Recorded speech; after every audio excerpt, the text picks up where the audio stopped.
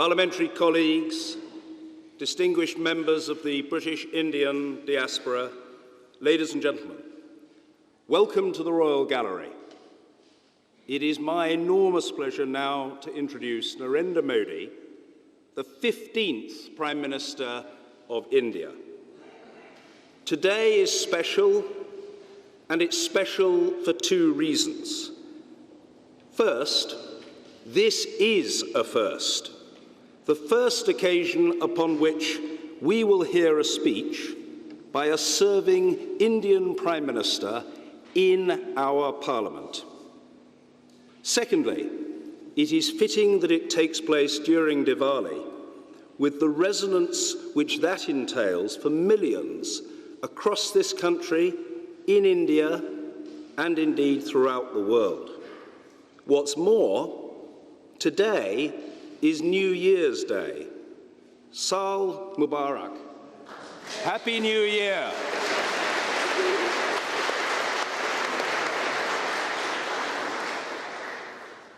The ties between our two countries are so multiple, deep, and enduring that they frankly require no elaboration or rehearsal this afternoon. Skeptics sometimes suggest that democracy is all but impossible to create or to maintain in countries of a certain size, degree of diversity, or level of economic development. Over the past 68 years, India has proved to be a standing rebuke to such skeptics. To rout the disbelievers completely, however, democracy has to demonstrate that it can respect free speech and incorporate a true diversity of creeds, faiths, and orientations without diminishing or disrespecting any of them.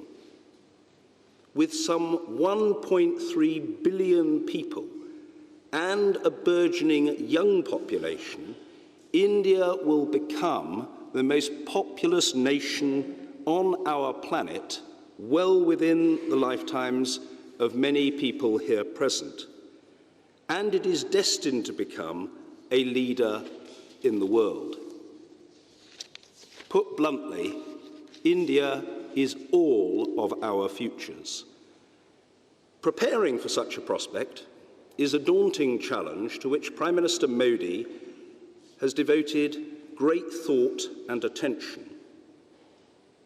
Friends and colleagues, Mr. Modi is known in Indian circles as Mr. Tech.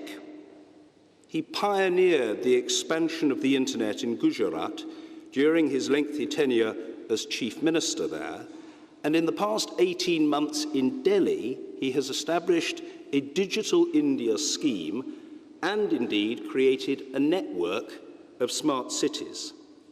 He has an astonishing 12 million followers on Twitter, and he is extremely comfortable communicating with fellow citizens via the medium of Google Hangouts on Android Lollipop. In a spirit of friendly competition, I'm sure that our own leaders in all parties will now strive to follow your example, sir. Mr. Modi has recently returned from taking Silicon Valley by storm, holding talks with, amongst others, Mr. Mark Zuckerberg of Facebook. It is reasonable to assume, Prime Minister, that you will find events today in this historic setting something of a contrast. The contrast is not, however, a contradiction. We welcome you today, not principally in order to commemorate the past, but rather to herald the present and to gaze to the future. Prime Minister, thank you for coming. It is my pleasure to invite you to speak to us.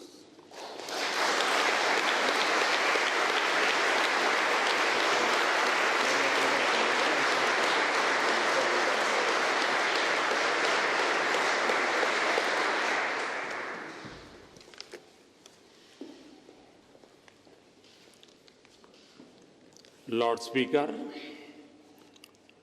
Mr. Speaker, Mr. Prime Minister, I'm delighted to be in London. Even in this globalized world, London is still the standard of our times. The city has embraced the world's diversity and represent the finest in human achievements. And I'm truly honored to speak in the British Parliament. Mr. Speaker, thank you for opening the doors to us here in this magnificent setting of the Royal Court. I know that the Parliament is not in session. Prime Minister Cameron looks relaxed and relieved.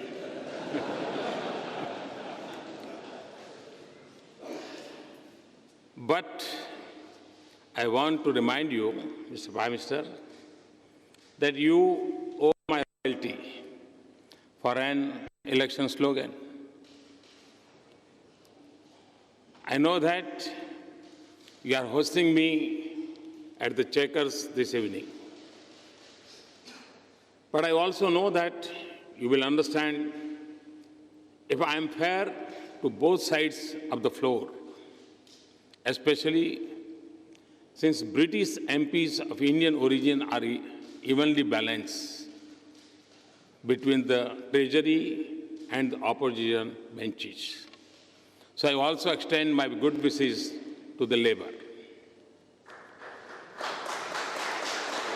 Indeed, since these are still early days after the election, my warm congratulations to the members of the House and greetings to the eminent leaders of Britain and great friends of India present here today.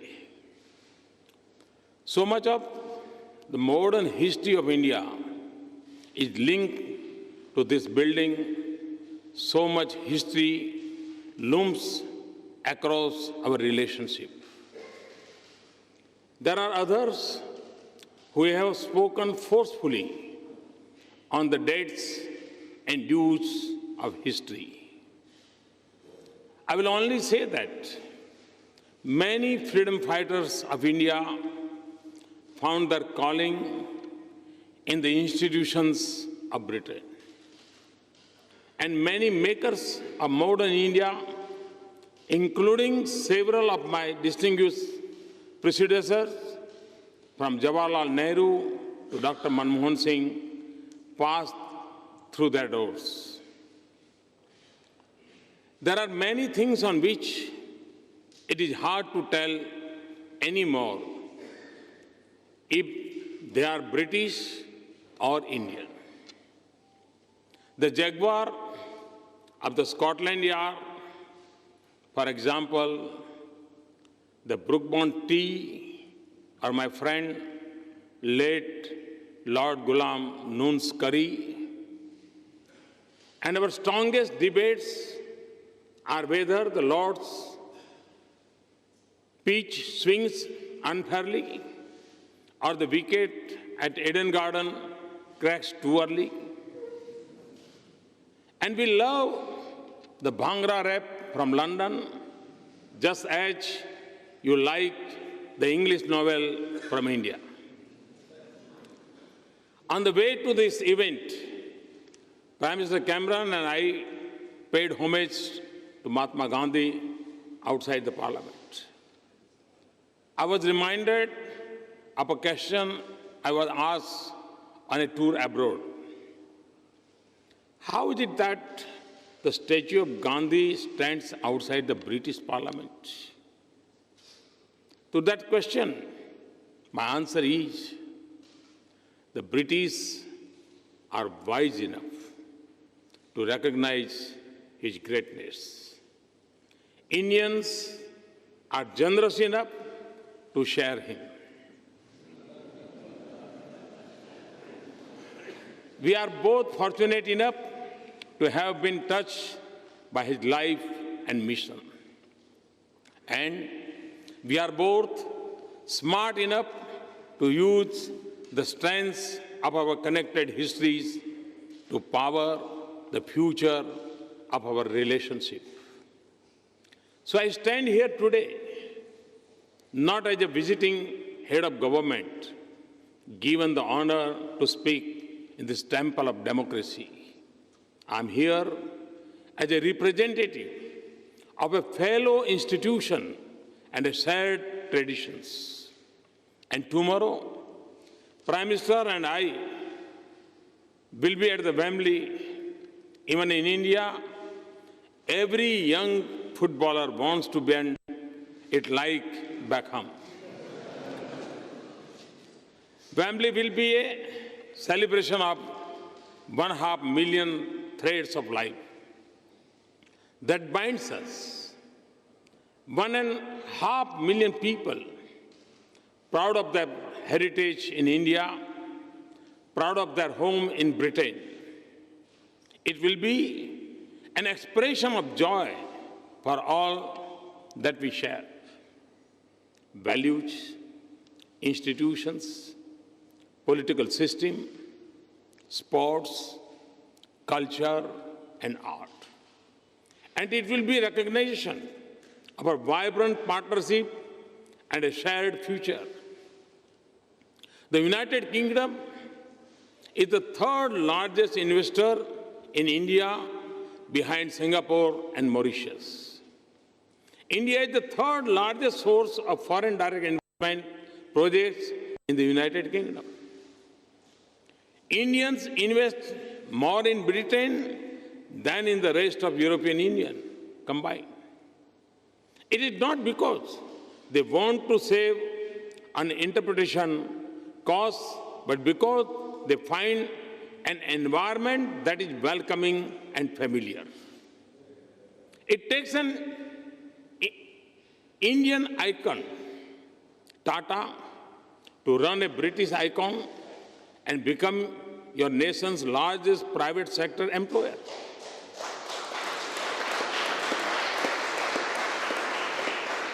The UK remains a preferred destination for India students. And I'm pleased that an Indian company is taking 1,000 British students to India to skill them in information technology. We are working together in the most advanced area of science and technology. We are finding solutions to the enduring human problems of food and health security and seeking answers to emerging challenges like climate change. Our security agencies work together so that our children return home safe and our increasingly networked lives are not prey to the threats on cyberspace. Our armed forces exercise with each other so that they can stand more strongly for the values we represent. This year alone, we have had 3 exercises together. And in the international arena, your support has made it more possible for India to take her rightful place in global institutions and regimes. And it has helped us both advance our common interests. Mr. Speaker, strong as our partnership is, for relationship such as ours, we must set higher ambitions. We are 2 democracies, 2 strong economies, and 2 innovative societies. We have the comfort of familiarity and the experience of a long partnership. Britain's resurgence is impressive. Its influence on the future of the global economy remains strong. And, Mr. Speaker, India's new bright spot of hope and opportunity for the world. It is not just the universal judgment of international institutions, It is not just the logic of numbers. A nation of 1.25 billion people with 800 million under the age of 35 years. This optimism comes from the energy and enterprise of our youth, eager for change and confident of achieving it. It is the result of bold and sustained measures to reform our laws, policies, institutions, and processes. We are igniting the engines of our manufacturing sector, making our farms more productive and more resilient, making our services more innovative and efficient, moving with urgency on building global skills for our youth, creating a revolution in startup enterprises, and building the next generation infrastructure that will have a light footprint on the earth. Our momentum comes not just from the growth we pursue, but from the transformation that we seek in the quality of life for every citizen. Much of India that we dream of still lies ahead of us. Housing, power, water and sanitation for all, bank accounts and insurance for every citizen, connected and prosperous villages, and smart and sustainable cities. These are goals with a definite date, not just a mirage of hope. And inspired by Gandhiji, the change has begun with us, the way the government works. There is transparency and accountability in governance. There is boldness and speed in decisions. Federalism is no longer the fault line of center-state relation, but the definition of a new partnership of Team India. Citizens now have the ease of trust, not the burden of proof and processes. Business find an environment that is open and easy to work in. In a nation connected by cell phones, Digital India is transforming the interface between government and people.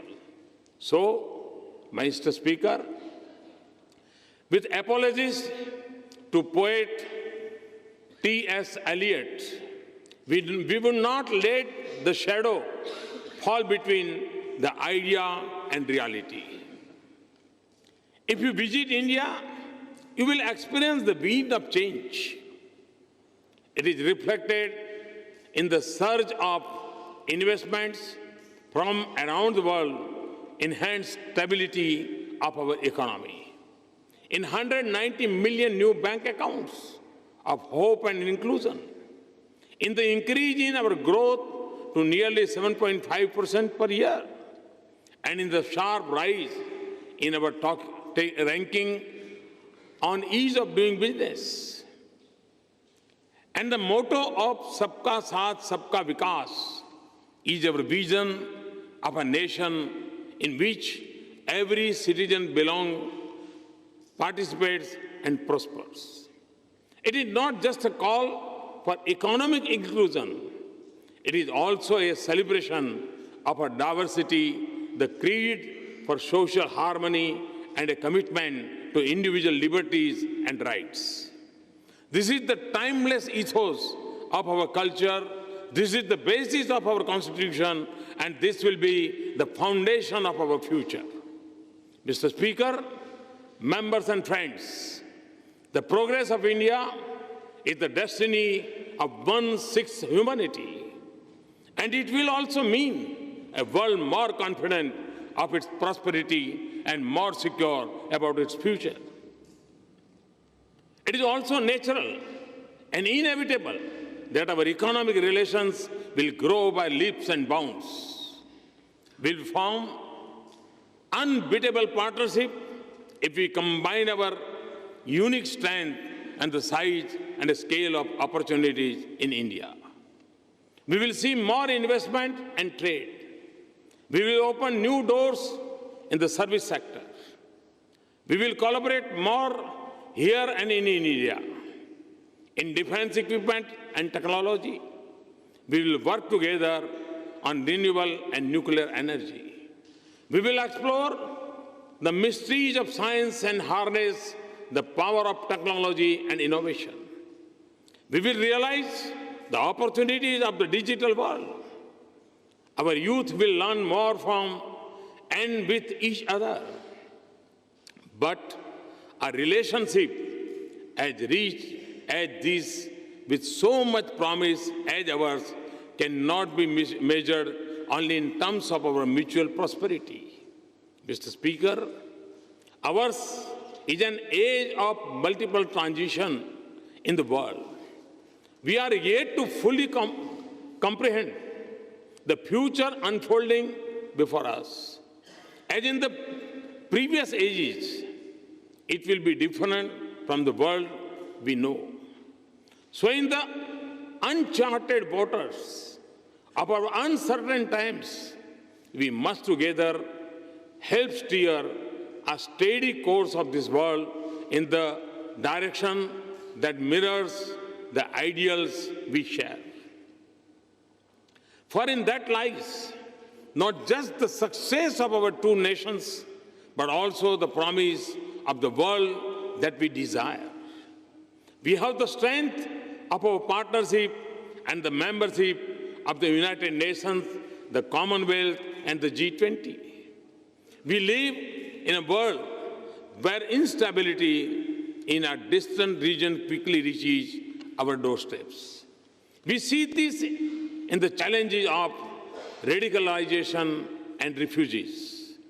The fault lines are shifting from the boundaries of nations into the web of our societies and the streets of our cities. And terrorism and extremism are a global force that are larger than their changing names, groups, territories, and targets. The world must speak in one voice and act in unison to combat this challenge of our times. We must adopt a comprehensive Convention on International Terrorism in the United Nations without delay. There should be no distinction between terrorist groups or discrimination between nations. There should be a resolve to isolate those who harbor terrorists and willingness to stand with nations that will fight them honestly. And we need a social movement against extremism in countries where it is most prevalent, and every effort to de-link religion and terrorism. Oceans remain vital for our prosperity. Now we have to also secure our cyber and outer space. Our interests are aligned across many regions. We have a shared interest in stable, prosperous, and integrated South Asia round, together in a shared march to prosperity. We want an Afghanistan that is shaped by the dreams of the great Afghan people, not by irrational fears and overreaching ambitions of others. A peaceful, stable Indian Ocean region is vital for global commerce and prosperity. And the future of Asia-Pacific region will have profound impact on all of us. We both have huge stakes in West Asia and the Gulf. And in Africa, where amidst many challenges, we see so many promising signs of courage, wisdom, leadership, and enterprise. India has just held an Africa summit in which all 55 countries and 42 leaders participated. We must also cooperate to launch a low-carbon age for a sustainable future for our planet. This is a global responsibility that we must assume in Paris later this month. The world has crafted a beautiful balance of collective action, common but differentiated responsibility, and respective capabilities. Those who have the means and the know-how must help meet the universal aspirations of humanity for clean energy and a healthy environment. And when we speak of restraint, we must not only think of curbing fossil fuels, but also moderating our lifestyles. We must all do our part. For India, a target of 175 gigawatt of additional capacity in renewable energy by 2022 and reduction in emission intensity of 33 to 35% by 2030 are just two of the steps of a comprehensive strategy. I have also proposed to launch during the COP21 meeting an international solar alliance to make solar energy an integral part of our lives, even in the most unconnected villages. In Britain, we are more like to use an umbrella against rain than the sun. But my team defined the membership of the Solar Alliance in more precise terms. We have to be located within the tropics, and we are pleased that the United Kingdom qualifies. So we look forward to an innovative Britain as a valuable partner in this endeavor. Prime Minister Cameron and I are indeed very pleased that cooperation and affordable and accessible clean energy is an important pillar of our relations. Mr. Speaker, this is a huge moment for our two great nations. So we must seize our opportunities, remove the obstacles to cooperation, instill full confidence in our relations, and remain sensitive to each other's interests. In doing so, we will transform our strategic partnership and we will make this relationship count as one of the leading global partnerships. Ever so often, in the call of Britain's most famous bard, that we must seize the tide in the affairs of man, the world has sought the inspiration to act, and so must we. But in defining the purpose of our partnership, we must turn to a great son of India whose house in London I shall dedicate to the cause of social justice on Saturday.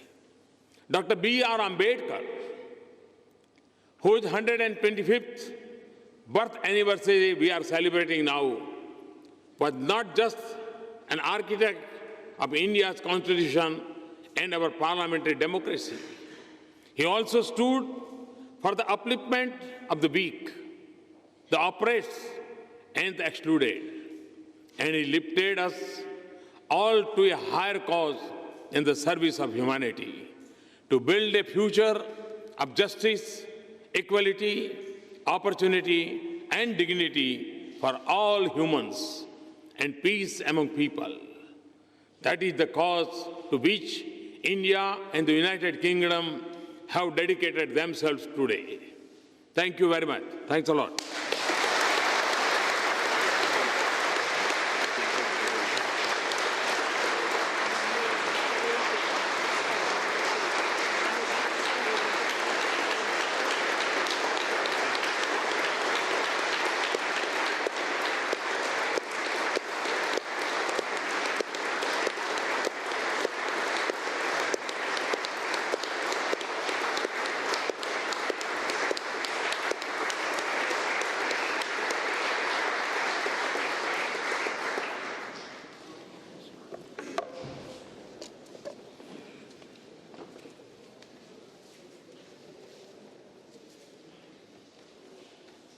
Prime Minister Modi, thank you on behalf of everyone assembled, and particularly on behalf of the House of Lords, for your inspired and inspiring speech. Your presence here today gives Parliament a valuable opportunity to celebrate the unique relationship between the UK and India. And how appropriate to do so here in the Royal Gallery, where 85 years ago today, King George V opened the first London Roundtable Conference.